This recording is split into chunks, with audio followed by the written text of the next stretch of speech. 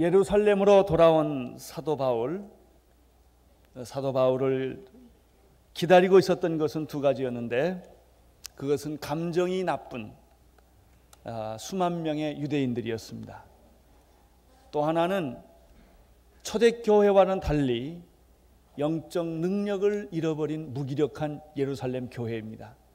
이미 20년이 지난 지금에는 그 초대교회 같은 모습은 보기가 어렵고 두려움과 겁에 질려 있는 그런 예루살렘 교회를 보게 됩니다.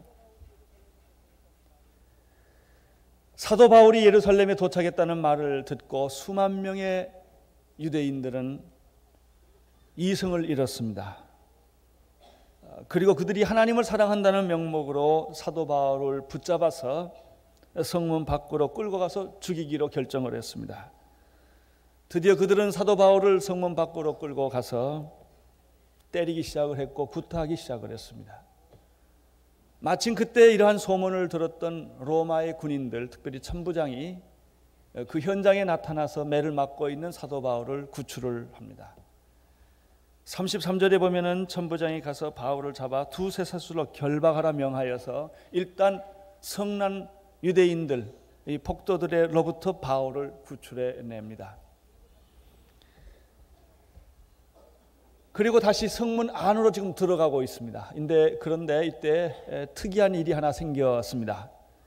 그것은 갑자기 성문 안으로 들어가는 그 사도 바울이 천부장에게 나에게 말할 기회를 달라고 요청을 하는 것입니다. 37절, 38절을 같이 읽겠습니다. 시작.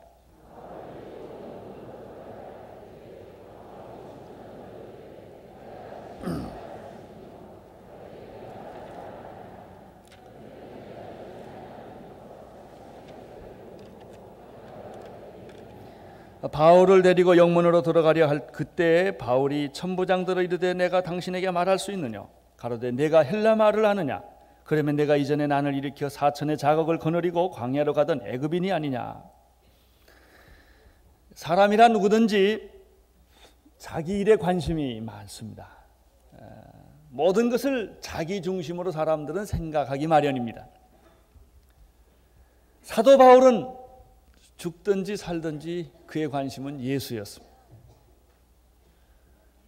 그가 배고프냐 배부르냐, 가난하냐 부자가 됐느냐, 성공했느냐 실패했느냐는 별로 관심이 없습니다. 사도 바울의 한 관심은 죽든지 살든지, 감옥에 들어가든지 감옥 밖에 있든지 매를 맞든지 안 맞든지 그게 중요하지 않아요. 그의 관심은 예수 그리스도를 전하는, 그리스도를 말하는 게 그의 관심입니다. 이 바울 서신을 다 읽어보십시오. 바울이 자기 신분에 대해서, 자기 위치에 대해서 고민한 적이 한 번도 없습니다. 그러나 우리는 어떻습니까? 우리는 진급에 관심이 많습니다. 우리는 월급에 관심 많습니다. 자기 포지션에 관심 많습니다. 성공이라는 것 때문에 관심이 많습니다. 물론 사업에 관심 많죠. 우리는 자녀들의 관심이 많습니다. 우리의 모든 관심은 나를 중심으로 일어나고 있는 것입니다. 사도 바울의 관심은 예수 중심으로 일어나고 있습니다. 어쩌면 우리가 하나님도 나를 위해 필요한지 모르겠습니다. 교회도 나를 위해 필요한지 모르겠습니다. 신앙도 다 그렇게 생각하는, 나도 모르는 사이에 그렇게 생각을 하는 것입니다. 사도 바울을 보면은 매를 맞으면서도 그의 관심은 어떻게 하면 예수를 전할까인 것입니다. 지금 사도 바울은 매를 실컷 얻어 맞았습니다. 죽을 줄 알았습니다. 다행히 살아났습니다. 여러분, 매를 맞으면 누구든지 감정이 생기는 법입니다. 때리면 일단은 마음에 헐트를 당하고 감정이 생기는 것입니다. 전도하더라도 한참 있다 하는 것이지 그렇게 그 즉시 하기가 돼 있지 않습니다. 그러나 사도 바울은 바로 그 기회를 놓치지 않는 거예요. 영문으로 들어가면 그 성난 군중을 다시는 만날지 못할지 모르겠어요. 바울은 이게 안타까웠던 거예요. 스톱! 내가 할 말이 있어. 잠깐만 기회를 주십시오. 지금 사도 바울이 이렇게 하고 나타납니다. 여기 천부장을 보면 또 참 재밌습니다. 천부장은 역시 군인이라 자기 일에 관심이 있습니다. 그 말을 들은 천부장은 그는 치안을 맡은 군인이기 때문에 아직 체포되지 않는 한 난동을 부린 그 사람이 생각이 난 거예요. 오래전에 예루살렘에 소동을 일으켰던 4,000명의 자객을 풀어가지고 아주 밀란을 일으켰던 그런 사람이 있었는데 체포되지 않았어요. 이런 소위를 일으킨 거 보니까 혹시 네가 그 사람이 아니냐, 이 천부장의 관심은 거기에 있었습니다. 여러분의 관심은 어디에 있습니까? 요즘 여러분은 무엇에 그렇게 신경을 쓰십니까? 무엇 때문에 그렇게 고민들을 하셨습니까? 39절에서 21장 1절까지 읽겠습니다. 시작.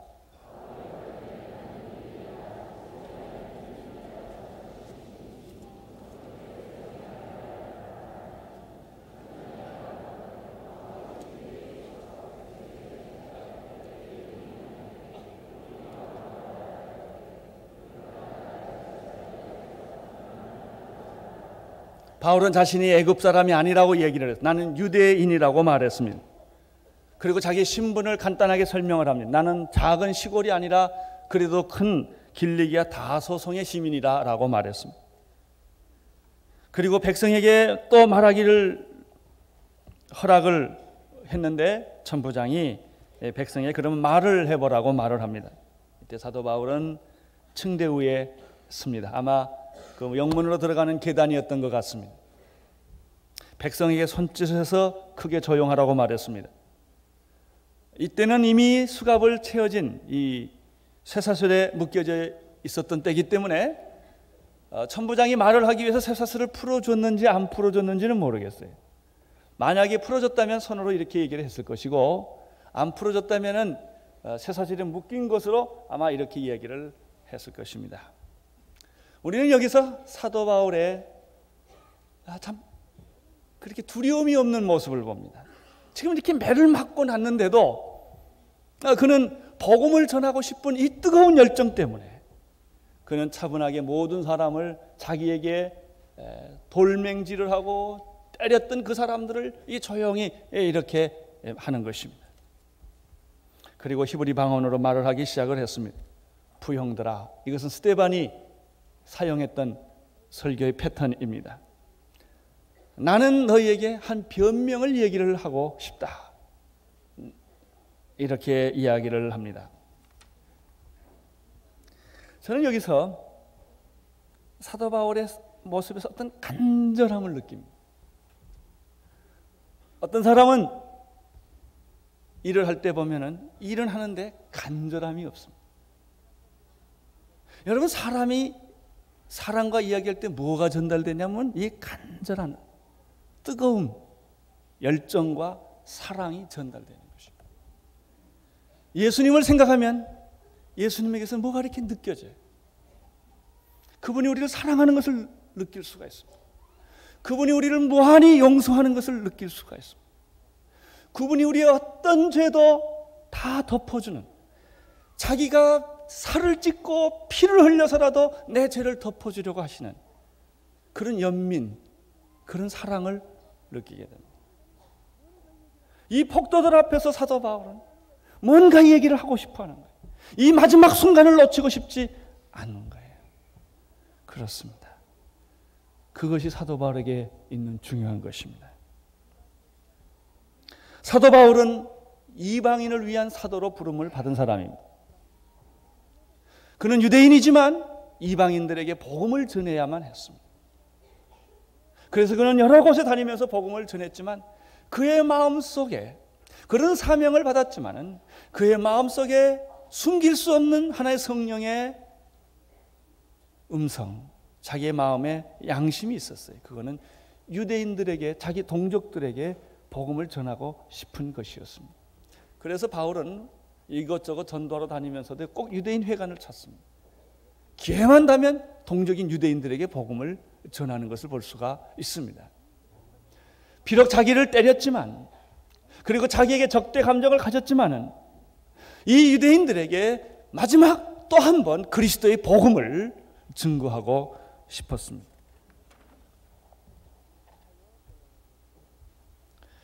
그는 손짓하여 조용하게 했고 익숙한 히브리 방언으로 말하기 시작을 했습니다. 순간 사람들은 바울의 담대함과 그들이 익숙한 히브리 방언을 말함에 따라서 아주 찬물 끼얹듯이 순간적으로 조용하게 그의 얘기를 듣기 시작을 합니다. 2절, 3절을 읽으십시오. 시작.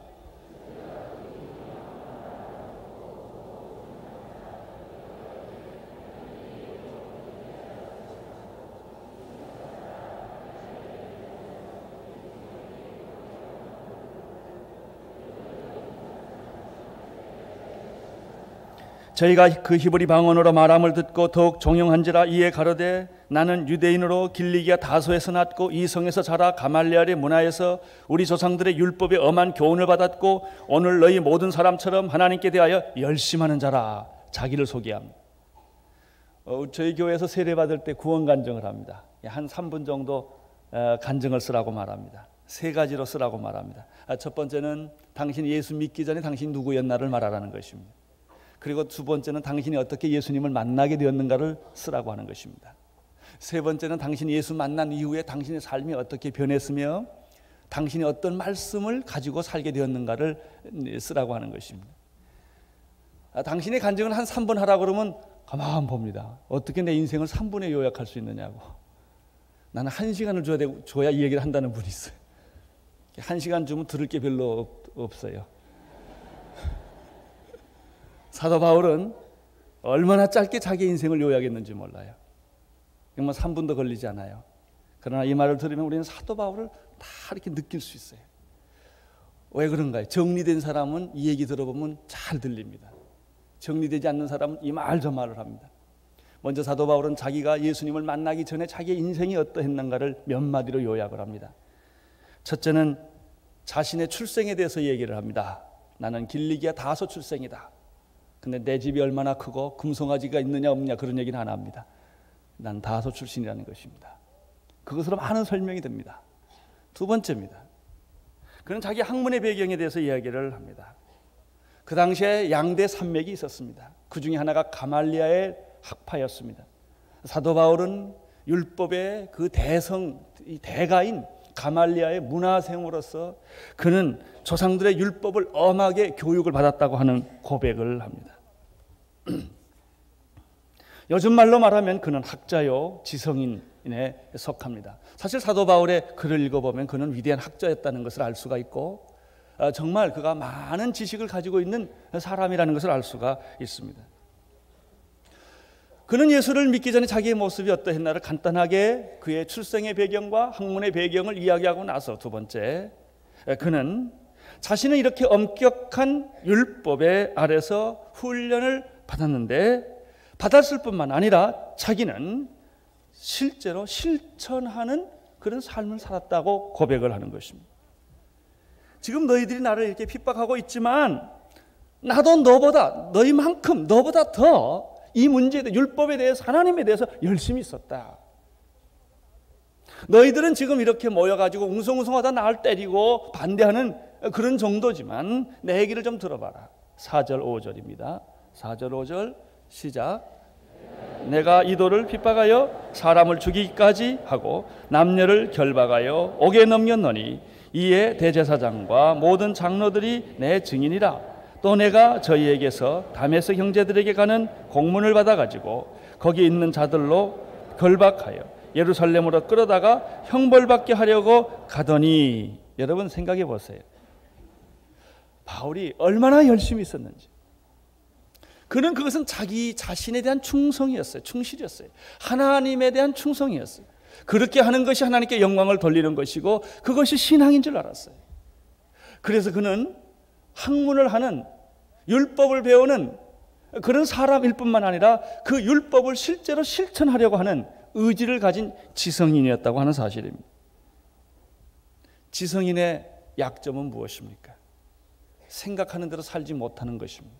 그는 많은 것을 압니다. 그러나 그는 늘 그대로 살지를 못합니다. 고난이 오면 휘어갑니다. 손해를 보면 슬그머니 빠져버립니다.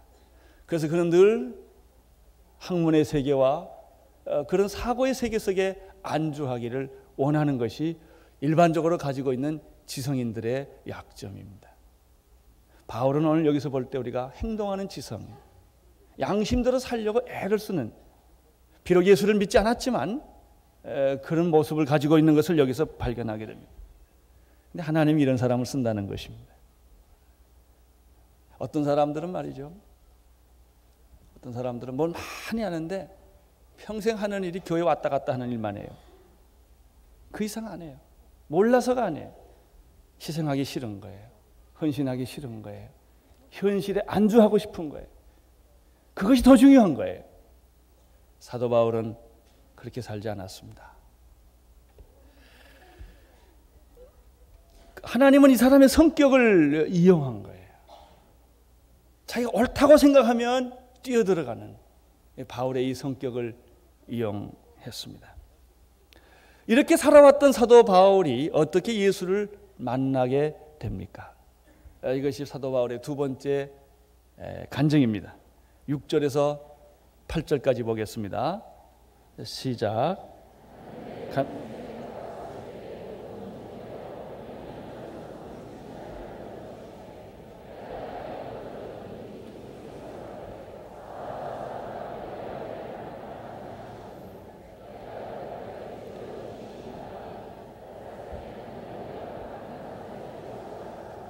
사도 바울은 예수님에 대해서 조금도 동정적이거나 긍정적인 생각을 하지 않았습니다.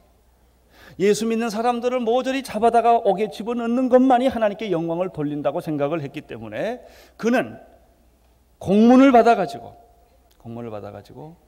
사람을 죽였다고 말했습니다. 사람을 죽이기까지도 했고 남녀를 결박하여 옥에 넘겼고 이런 사실들은 대제사장과 모든 장로들 자기 증인이라고 말했습니다. 그는 다메섹에 있는 그리스도인들을 잡아가기 위해서 공문을 가지고 쫓아간 그런 행동하는 그런 열심이 있었던 사람입니다. 전혀 예수에 대한 동정이나 예수 믿는 사람에 대한 이해심이 없었습니다. 이 사람이 지금 다메섹으로 가는 도중에 갑자기 한 빛을 만나게 된 것입니다. 그것이 6절에 있는 얘기입니다. 빛을 만납니다. 빛이 들러싸이기 때문에 순간적으로 그는 쓰러질 수밖에 없었습니다. 한 소리가 났습니다. 그것은 놀랍게도 자기가 핍박하고 자기가 거부하고 이 사람은 꼭 이 땅에서 이 사람을 믿는 사람은 다 없애야 된다고 생각했던 바로 그 주님의 음성이 들린 것입니다. 사울아 사울아 내가 왜 나를 핍박하느냐. 근데 이 소리는 다른 사람은 듣지 못했습니다. 바울만 들었습니다. 여러분 사울이 얼마나 놀랬겠습니까? 생각하고 사고할 틈이 없어요. 왜냐하면 바로 그 주님이 지금 나타나서 음성으로 들려주기 때문입니다. 그는 순간적으로 이런 반응을 했습니다. 주여 당신은 누구십니까? 오늘 이 질문을 여러분들이 정직하게 해야 된다고 믿습니다.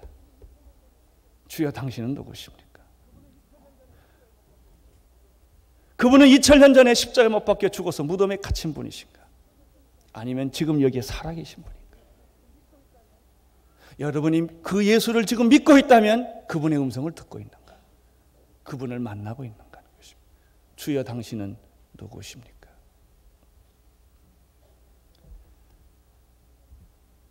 사도 바울이 이런 질문을 했습니다. 주여 당신은 누구십니까? C.S. 루이스라는 한 지성인이 그런 말을 했습니다. 그가 예수의 생애를 정직하게 읽고 나서 하는 말이 예수는 미치광이든지 하나님의 아들이든지 둘 중에 하나다.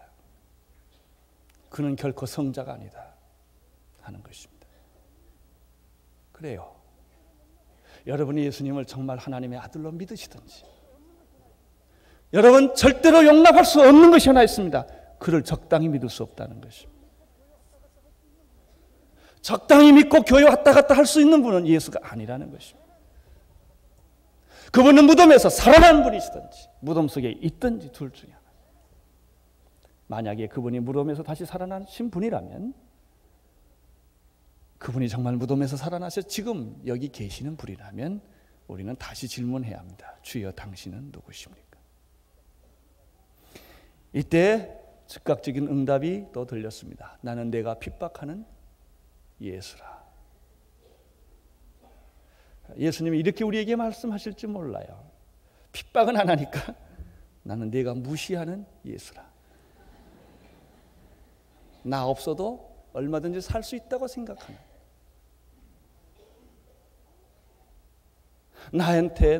내가 무관심한 바로 그 예수다.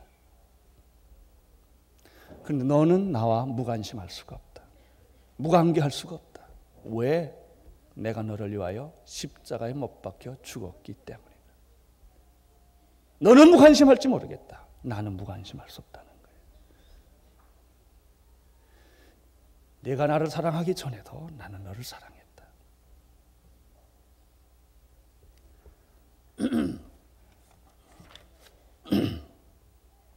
여기서 중요한 사실 하나 배웁니다. 사도 바울은 어떻게 예수를 믿었습니까? 그는 지식으로, 논리로 해석하고 연구해서 얻어진 결론으로 예수 믿은 게 아니라는 것입니다. 많은 사람들은 그렇게 해서 예수가 믿어질 줄 압니다. 물론 어느 정도 도움은 주겠지요. 신학교를 가고 성경을 읽으면 많은 도움을 주겠지요. 그러나 마지막에 또 질문이 남는 것입니다. 인간의 논리나 이성이라고 하는 것은 마지막에 질문이 또 남는 것입니다. 도움은 되지만 그것이 결정적인 이유는 되지 않습니다. 사도 바울이 지금 예수를 믿는 것은 여기에 무슨 논쟁이나 토론을 요하는 것이 아닙니다. 왜냐하면 주님이 나타났기 때문에 그런 것입니다. 이것이 예수 믿는 거예요. 오늘 나는 주님이 여러분에게 만나지기를 바랍니다.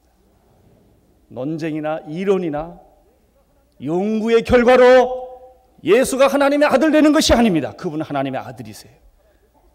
하나님의 아들이시고 그분은 여기 살아 계시기 때문에 우리는 만나야 하는 것입니다. 너희가 나를 만나고자 하면 만날 것이라고 그랬습니다. 여러분, 예수님을 만나기를 원하십시오. 이해하고 알기를 원하는 것이 아닙니다. 그분을 만나기를 원하십시오.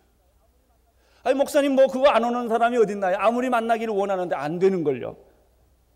아니에요. 여러분이 그렇게 사모하지 않았어요. 사모한다고 착각을 하고 있었어요. 정말 예수님 만나기를 원하십니까? 정말 예수님의 음성을 듣기를 원하십니까? 정말 예수님의 가슴을 만나기를 원하고 그렇습니까? 그러면 그런 일이 정말 일어납니다. 성령의 세례가 일어날 것입니다. 성령의 역사들이 일어날 것입니다. 주님의 음성이 들려질 것입니다. 실제로 왜냐하면 그분은 살아 계시기 때문에 그렇습니다. 만약에 그분이 죽었다면 우리는 상상할 수도 있고 이론을 만들 수도 있을 거예요. 사상을 만들 수도 있을 거예요.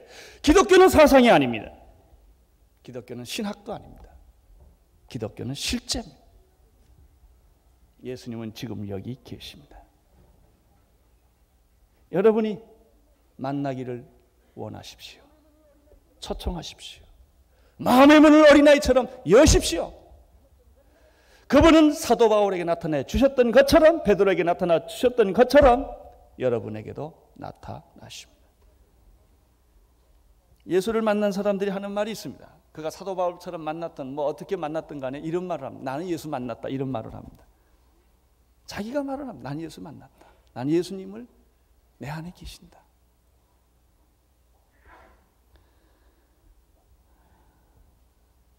이 순간, 예수님의 음성을 듣는 순간 사도 바울은 무너지기 시작을 합니다.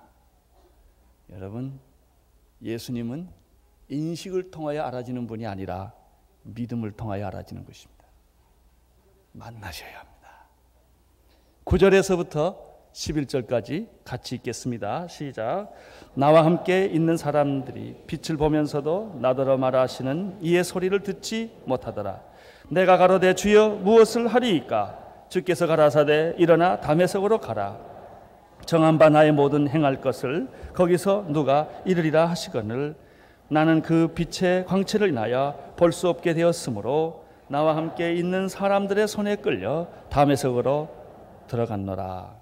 자, 여기서 우리는 9절에서 재미있는 사실을 하나 보게 됩니다. 그것은 주변에 있는 사람들이 바울이 빛을 보고 쓰러진 것은 다 봤는데 소리는 못 들었다는 것입니다. 이게 무슨 말일까요? 자, 주변의 사람들이 빛은 보았는데 소리는 못 들었어요. 누구만 들었습니까? 바울만이 들었습니다. 이것은 극히 개인적인 부름이라는 뜻입니다. 부름에는 두 가지 부름이 있습니다. 그것은 공동체의 부름이 있고 개인적인 부름이 있습니다. 우리 온누리교회를 공동체로 하나님이 부르셔서 10년 동안 준비하게 하시고 이제 21세기를 향하여 세계 무대에 복음의 파수꾼으로, 복음의 사역자로 우리를 들어 쓰시려고 하는 그런 부름이 온누리교회에 있습니다. 그래서 우리는 이 부름에 응답을 하고 한 걸음 한 걸음 나가는 것입니다.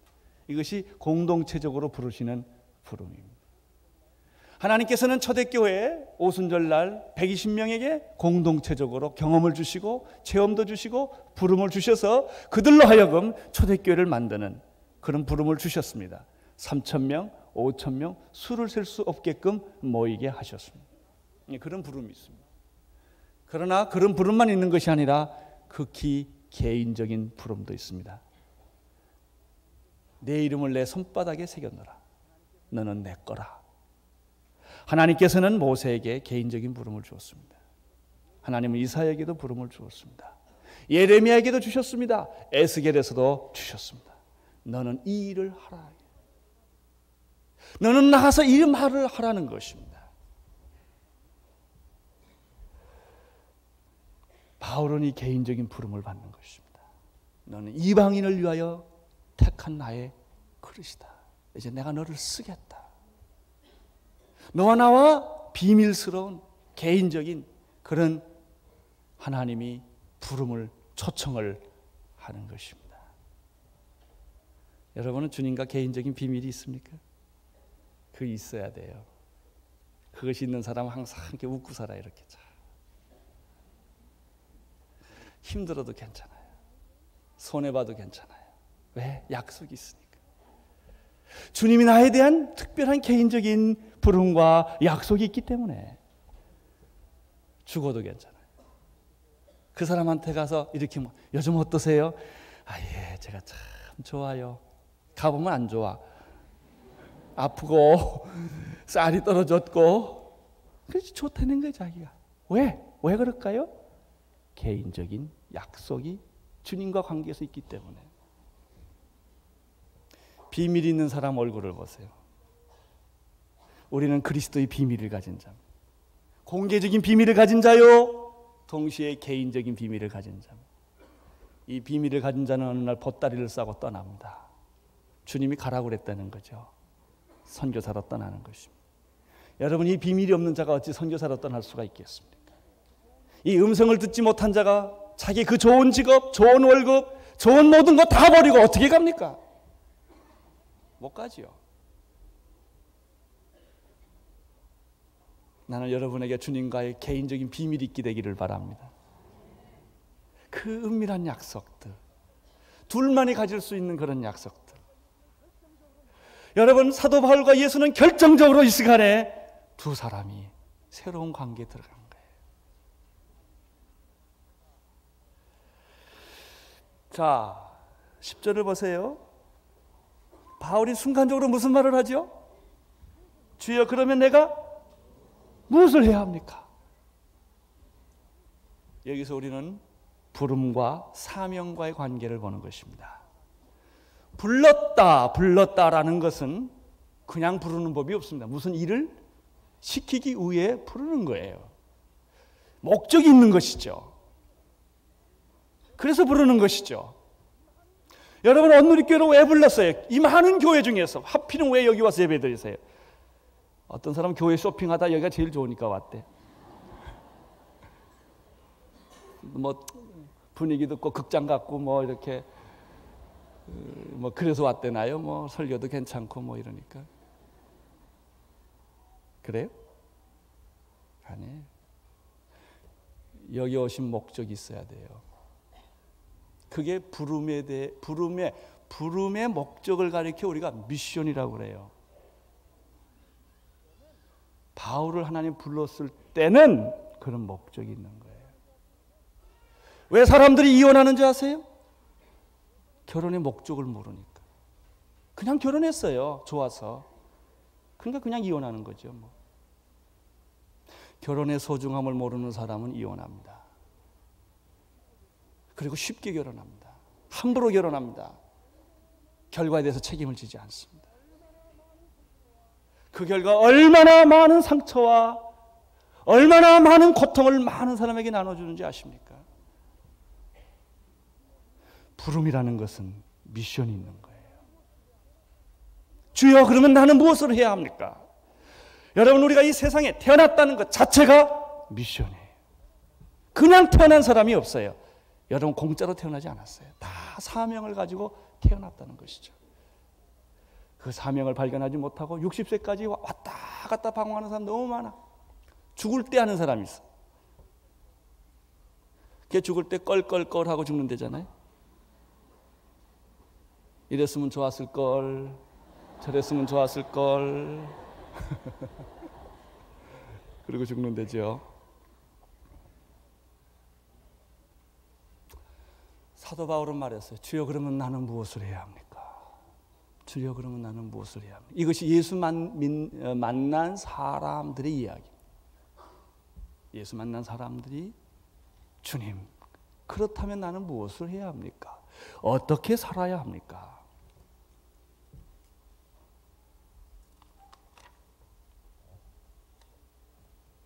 한 가지 이 본문에서 또 재미있는 게 있어요.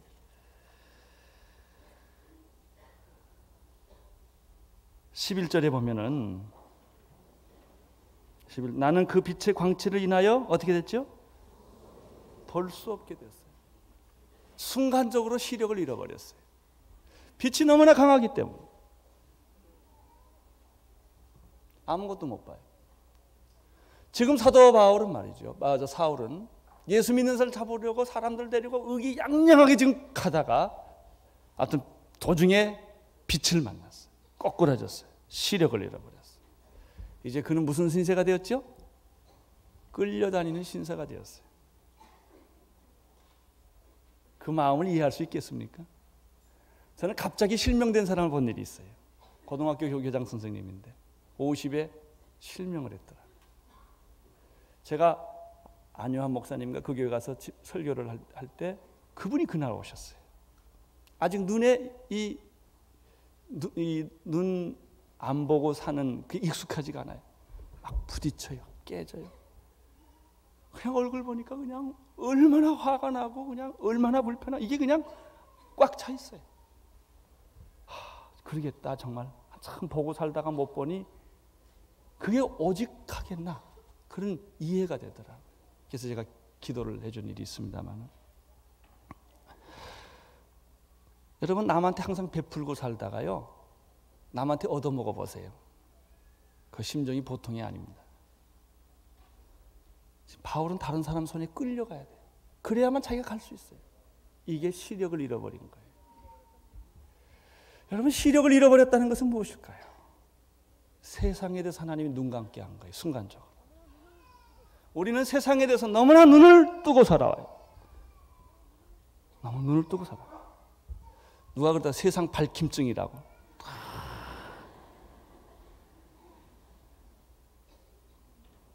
근데 하나님이 눈을 감게 하세요. 세상에 대해서 눈을 감게 하시고 하나님에 대해서 눈을 뜨게 해주세요. 이런 시간이 필요합니다.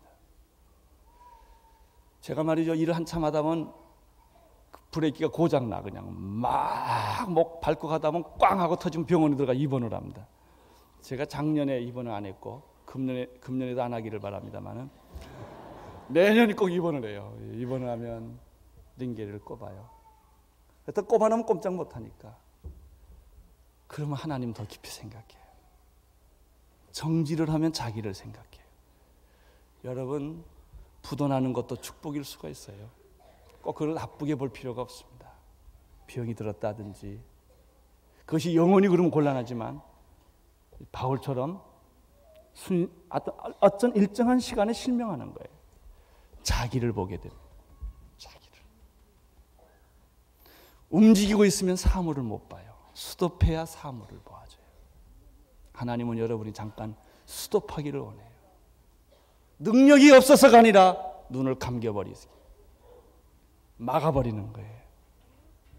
여러분, 눈을 감으면 도대체 뭘 할 수 있겠어요? 책을 볼 수 있겠어요? 뭘 할 수 있겠어요? 그때같이 CD도 없고 말이죠. 요즘같이 뭘 하겠어요? 할 게 말이죠. 하나님 생각하는 것밖에 없어요. 그래서 사도행전 9장에 똑같은 간증이 한 번 또 나오는데, 거기 보면 사울이 눈을 멀었을 때 아나니아에게 하나님이 계시가 또 나타나. 아나니아야, 너는 직거라는 곳에 가면, 유다라는 집에 가면 바울이나 사울이라는 청년이 있다. 그 청년에게 안수해서 눈을 뜨게 해줘라. 그럽니다. 그가 기도 중에 있느니라, 이런 표현이 있습니다. 그 사울이 눈을 감게 되니까 할 수 있는 게 뭐냐면 하나님에 대한 생각과 기도를 하게 됐다는 것이죠. 얼마나 축복입니까? 얼마나 큰 축복입니까? 눈 감게 된 게 얼마나 큰 축복입니까? 두 손 잘리는 게 얼마나 큰 축복입니까? 두 다리 잘리는 것이 얼마나 큰 축복입니까? 내가 건강해서 주님을 버리기보다는 병들어서 주님을 섬기는 게 낫습니다. 내가 성공하고 세상에서 떵떵거리고 살면서 하나님 무시하고 하나님 없이 사는 것보다는 내가 좀 가난하고 보잘것없지만 주님 섬길 수 있는 게 얼마나 큰 축복입니까? 또 한 가지가 있습니다. 여기서 또 하나 생각할 문제가 있습니다. 그것은 하나님께서 다메섹으로 가라 그런 말이에요. 자, 은혜를 받았어요. 주, 내가 무엇을 하면 좋겠습니까? 그랬을 때 다른 데로 가라 그러면 좋을 텐데 다메섹으로 가라는 것입니다. 다메섹은 사울이 원래 가려던 곳입니다. 그럼 예수 믿기 전과 믿은 후가 뭐가 다릅니까? 장소는 안 변했습니다. 의미가 변한 것입니다. 목표가 변한 것입니다. 내가 예수 믿기 전에는 예수 믿는 사람을 잡으려 갔지만 이제 내가 예수님을 만난 후에는 그것이 아니라 하나님의 사람을 만나기 위해 가는 것이고, 또 하나는 은혜 받으러 가는 것이고, 또 하나는 훈련 받으러 가는 것이다. 여러분, 이 비슷한 얘기가 신약에 또 하나 있어요. 요한복음 4장의 수가성의 여인. 예수를 만나고 나서 그는 물동이를 내려두고 어디로 갑니까? 동네로 뛰어들어갑니다. 그 동네는 옛날에 자기가 있던 동네가 아닙니다. 새로운 의미를 가진 동네입니다. 여러분, 어떤 집에 시집을 갔습니다. 예수 믿고 나서 그 집은 똑같은 집인데 의미가 달라져요. 직장의 의미가 달라지는 거예요. 오늘 우리 사회의 의미가 달라지는 거예요. 예수를 믿게 되면 장소가 변하는 게 아닙니다. 내 태도가 달라지는 것이고, 그것을 보는 눈이 달라지는 것이고, 목표가 달라지는 것이고, 이런 것입니다. 여러분은 어떻습니까? 여러분의 삶이 달라졌습니까? 직장이 달라졌습니까? 가정이 달라졌습니까? 한 가지 마지막으로 더 배울 것이 있습니다. 내가 다메섹을 가게 되면 한 사람을 만나게 될 것이다. 저는 여기에서 굉장히 은혜를 받습니다. 바울이 말이죠. 주여, 내가 무엇을 하면 좋겠습니까? 그러니까 예수님이 너는 이방인을 위하여 택한 나의 그릇이라 이렇게 말했으면 얼마나 좋을까요? 그러지 않고 다메섹으로 가라. 그러면 사람을 만날 것이다. 이런 얘기를 합니다. 하나님은 한 스텝 한 스텝 인도하신다는 것입니다. 주여, 월령할 양식을 주옵소서. 그럼 얼마나 좋을까요? 매일 거들어다니지도 않게 하시고, 하나님은 일용할 양식을 주세요. 신앙이란 1회분입니다. 우리는 미래의 약속이 되어 있어요. 그러나 하나님은 너희는 무엇을 먹을까, 무엇을 마실까, 무엇을 입을까 염려하지 말라. 이것은 하나님이 없는 사람들의 기도다. 너희는 먼저 그 나라와 그 의를 구하라. 그리하면 이 모든 것을 너희에게 더하여 주시리라. 그 다음에 성경에 한낱 괴로움은 뭐라고 그랬어요? 그날에 족하니라. 내일 일은 내일 염려할 것이요. 이게 신앙이에요. 내일은 내일 염려할 것이요. 여러분, 오늘은 하나님과의 오늘의 관계입니다. 따라서 오늘 저녁에 죽어도 여러분 한이 없어야 합니다. 아멘? 예, 아예 하나님 안 되나 며칠은 더 살아야 돼요. 그런다든지 아니 난 장가도 안 가보고 이게 죽을 수 없지 않습니까? 몇 년은 더 살아야 돼. 이게 아닙니다. 오늘 죽어도 한이 없어야 돼요. 신앙이에요, 그게. 여러분, 신앙이라는 것은 하나님을 바라보는 거예요. 하나님이 주시는 걸 바라보는 게 아니라고요. 하나님 그분을 바라보는 것이죠. 갈대아 우르를 떠나라. 어디로 갈지 모르지만 그분을 믿기 때문에, 그분을 사랑하기 때문에 그냥 가는 거예요. 그분이 한 걸음 가면 나도 한 걸음 가고, 그분이 두 걸음 가면 나도 두 걸음 가는 것이 신앙이에요. 그렇게 가세요. 그게 그 믿음을 배우는 거죠. 한 걸음 한 걸음 주님과 함께 동행하는 것을 배우는 것이 신앙이에요. 그러나 그분은 한 번도 나를 속여본 일이 없어요. 그분은 한 번도 나를 실망시켜본 일이 없다고요. 그분을 따라가기만 하면 없는 것 같은데 되고, 있고 안 되는 것 같은데 되고, 그렇습니다. 이것이 신앙입니다. 너무 많은 것을 기대하지 마십시오.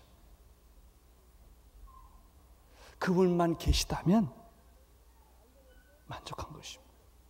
그분만 있다면, 내가 모든 걸 다 잃어버리고 그분만 있다면 나는 만족합니다.